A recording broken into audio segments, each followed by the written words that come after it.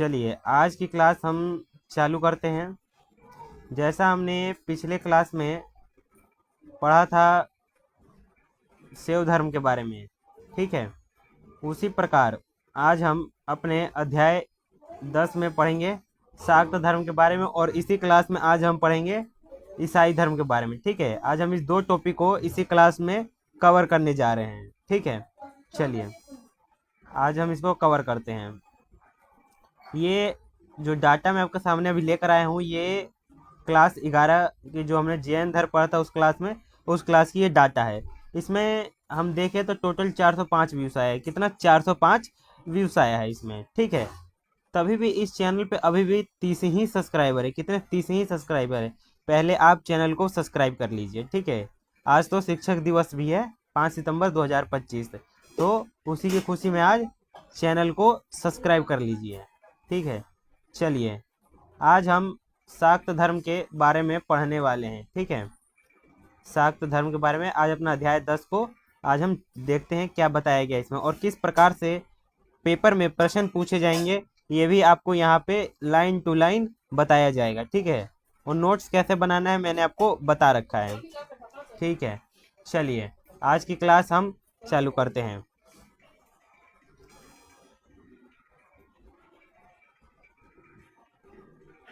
शाक्त संप्रदाय में देवी को शक्ति के रूप में पूजा जाता है। ठीक है, आपसे यह प्रश्न पूछ दिया जाए कि शाक्त संप्रदाय में किसकी पूजा की जाती है, तो शाक्त धर्म में देवी की शक्ति की पूजा की जाती है। ठीक है, पहला पॉइंट आप ये बनाइए कि शाक्त संप्रदाय में किसकी पूजा की जाती है, तो देवी को शक्ति के रूप में पूजा जाता है। ठीक है, चलिए देवी या शक्ति की उपासना का संप्रदाय वैदिक काल जितना ही प्राचीन है। ठीक है, देवी या शक्ति की जो उपासना है वो वैदिक काल जितना पुराना है। ठीक है, चलिए अगले लाइन में क्या बताया गया है। शक्ति संप्रदाय का शैव मत के साथ घनिष्ठ संबंध है। ठीक है, हमने पिछली क्लास में शैव धर्म के बारे में पढ़ा। शैव धर्म किससे संबंधित है? शिव की पूजा से संबंधित है। उसी प्रकार यहाँ बताया गया है कि शक्ति संप्रदाय यानी शाक्त धर्म, ठीक है, शैव धर्म से घनिष्ठ संबंध है उसका। ठीक है, ये प्रश्न पूछ देगा कि शाक्त धर्म किस धर्म से घनिष्ठ संबंध है उसका, तो आप कहेंगे कि शैव धर्म से। किससे? शैव धर्म से। चलिए ये दो प्रश्न अभी तक मैंने आपको बताए हैं। इसमें आगे पढ़ते हैं। ऋग्वेद में 10वें मंडल यानी 10वें मंडल में एक पूरा सूक्त ही शक्ति की उपासना में विस्तृत है। ठीक है, जैसा हमने पहले अध्याय में ही पढ़ा था वेदों के बारे में कि ऋग्वेद में कितने मंडल है? 10 मंडल है, और आखिरी मंडल कौन सा है? 10वां मंडल है। ठीक है, तो उसी में बता रखा है कि जो 10वां मंडल है ऋग्वेद का, उसमें एक पूरा सूक्त, ठीक है, 10वें मंडल में एक पुरुष सूक्त भी है, ये एक और पूरा सूक्त ही शक्ति की उपासना में विवरित है। ठीक है, चलिए कि कौन से मंडल में? तो 10वां मंडल में ऋग्वेद के। ठीक है, जिसे क्या कहा जाता है? जिसे तांत्रिक देवी सूक्त कहा जाता है। ठीक है, जैसा आपने पढ़ा होगा कि ऋग्वेद के 10वें मंडल को पुरुष सूक्त भी कहा जाता है, पहले अध्याय में आपने पढ़ा होगा। और यहाँ पे ये भी बताया गया है कि ऋग्वेद का जो 10वां मंडल है, ठीक है, उसमें जो एक पूरा सूक्त, ये कह सकते हैं भाग या चैप्टर, शक्ति की उपासना में विवरित है। ठीक है, वहाँ पे उल्लेख मिलता है। ठीक है, जिसे क्या कहा जा सकता है? जिसे कहा जाता है तांत्रिक देवी सूक्त कहा जाता है। ठीक है, चलिए आगे देखिए क्या लिखा हुआ है। चैनल को सब्सक्राइब कर लीजिएगा। ठीक है, शक्ति का प्रमुख मंदिर कौन सा है? कामाख्या मंदिर। ठीक है, कहाँ पे है? असम में है। ठीक है, नोट्स कैसे बनाना है मैंने बता रखा है। इसमें ये जो भाग है, इसमें मुश्किल से मुश्किल 7 से 10 प्रश्न बनेंगे आपके। जितने प्रश्न बनने थे मैंने ऊपर आपको बता दिया।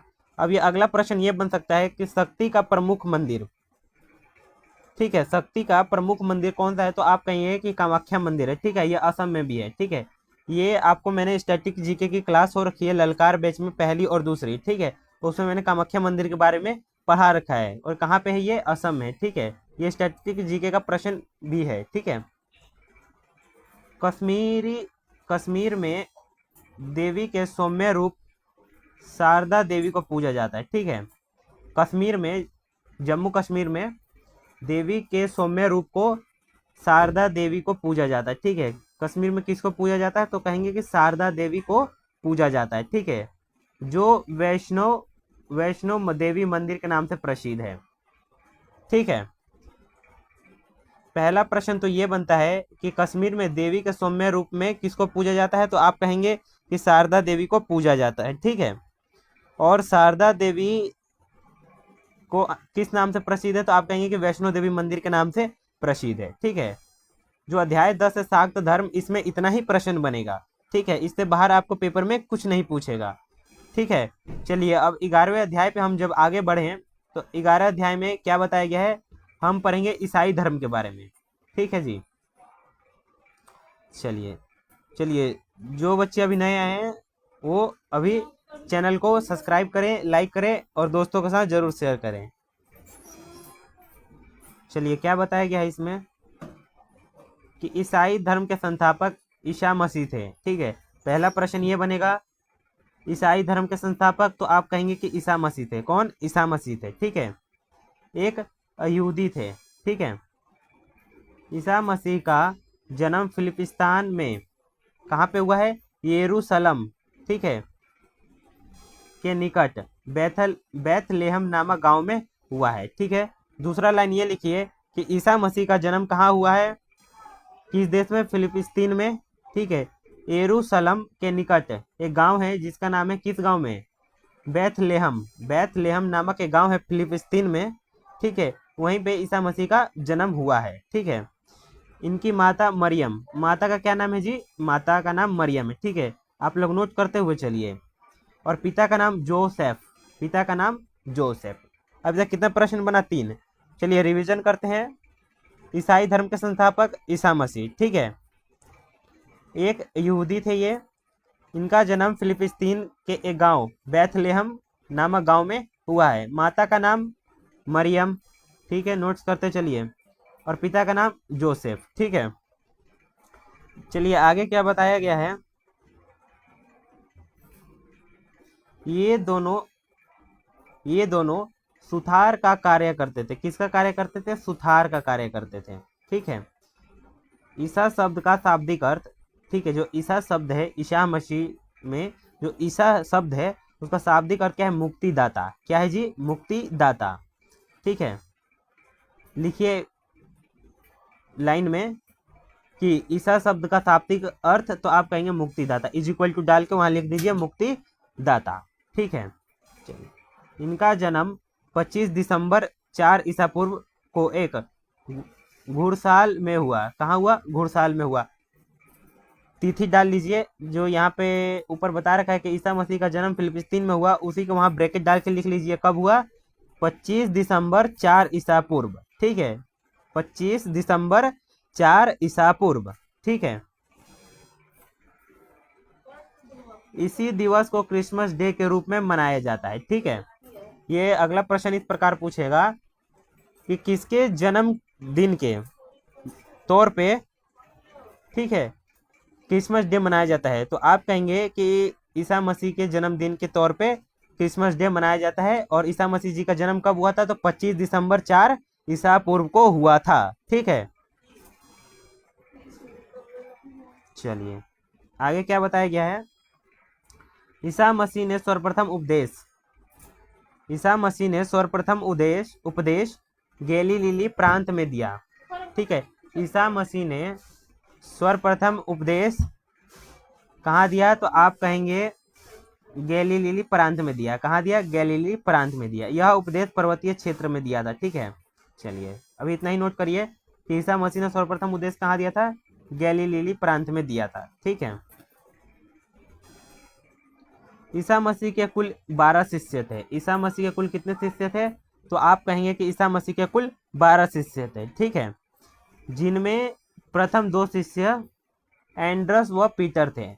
ठीक है, अगला प्रश्न लिखिए कि ईसा मसीह के कुल कितने शिष्य थे? तो ईसा मसीह के कुल 12 शिष्य थे। ठीक है, और 2 शिष्यों का नाम यहाँ पे दिया गया है, लिख ही लीजिए, इज इक्वल टू डाल के एंड्रस और पीटर, दो ईसा मसीह के शिष्य थे।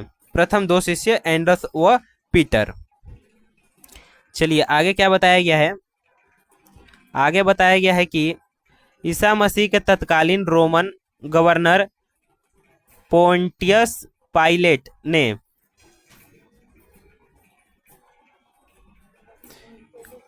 पोंटियस पाइलेट ने 33 ईस्वी में शुक्रवार के दिन जेरूसलम नगर के बाहर, ठीक है, गुलगोथा की पहाड़ी पर सूली पर चढ़ा दिया गया तथा उनकी मृत्यु हो जाती है। ठीक है, देखिए इस लाइन में क्या बताया गया है कि ईसा मसीह को तत्कालीन रोमन गवर्नर, उस समय के तत्कालीन रोमन गवर्नर कौन थे, तो आप कहेंगे पोइंटस पाइलेट थे। ठीक है, कौन थे, पोइंटस पाइलेट थे उस समय के तत्कालीन गवर्नर। ठीक है, 33 ईस्वी में शुक्रवार को कौन से नगर के बाहर, जेरूसलम नगर के बाहर, कहाँ, गुलगोथा की पहाड़ी पर सूली पर चढ़ा दिया गया। ठीक है, कब, 33 ईस्वी में शुक्रवार को। ठीक है, कहाँ पे, गुलगोथा की पहाड़ी पर सूली पर चढ़ा दिया गया तथा उनकी मृत्यु हो जाती है। ठीक है,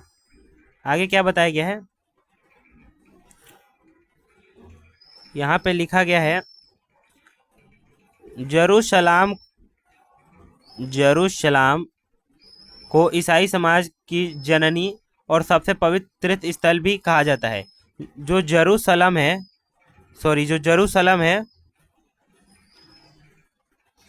को ईसाई समाज की जननी और सबसे पवित्र तीर्थ स्थल भी कहा जाता है। आपसे प्रश्न में पूछ दिया जाए कि ईसाई समाज की जननी और सबसे पवित्र स्थल किसे कहा जाता है, तो आप कहेंगे कि जेरूशलम को कहा जाता है। ठीक है, नोट्स कर लीजिए, जेरूशलम को क्या कहा जाता है, ईसाई समाज की जननी और सबसे पवित्र स्थल भी कहा जाता है। ठीक है,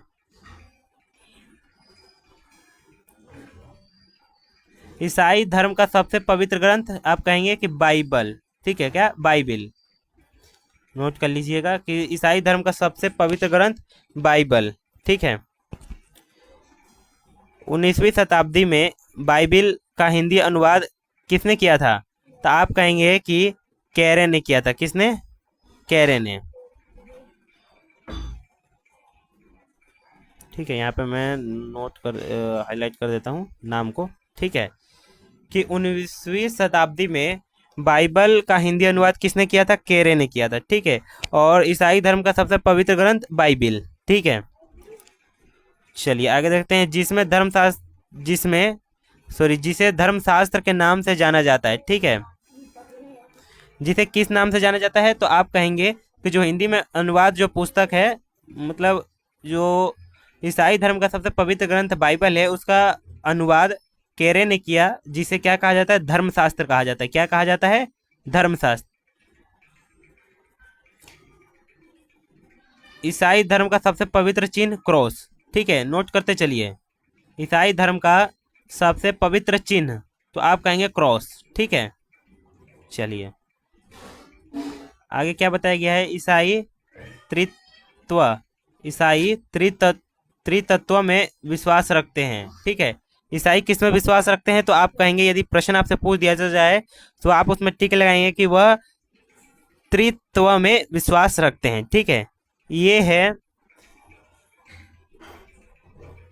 त्रित्व, क्या है, तीन चीजें हैं। ठीक है, त्रि नाम सुन के ही आपको पता लग रहा है कि इसमें तीन चीजें होंगी। पहला, ईश्वर ही पिता है। ठीक है, ईश्वर पुत्र और ईश्वर पवित्र आत्मा। ठीक है, यदि आपसे प्रश्न में पूछ दिया जाए, यदि आप एसएससी का एग्जाम दें, रेलवे का एग्जाम दें, ठीक है, या कोई स्टेट का कोई एग्जाम दें, तो आपसे पूछ दिया जाए कि ईसाई त्रित्व में विश्वास रखते हैं, तो निम्न में से कौन सा त्रित्व नहीं है, तो कौन सा है कि ईश्वर पिता, ईश्वर पुत्र, ईश्वर पवित्र आत्मा है। ठीक है, और जो इसके अलावा जो चौथा ऑप्शन होगा वो इनकरेक्ट होगा। ठीक है, इसी के साथ ये अध्याय हमारा 10वां और 11वां कंप्लीट होता है। ठीक है, यदि आपको चैनल पे अच्छी पढ़ाई लग रही है तो आप हमारे चैनल को सब्सक्राइब करें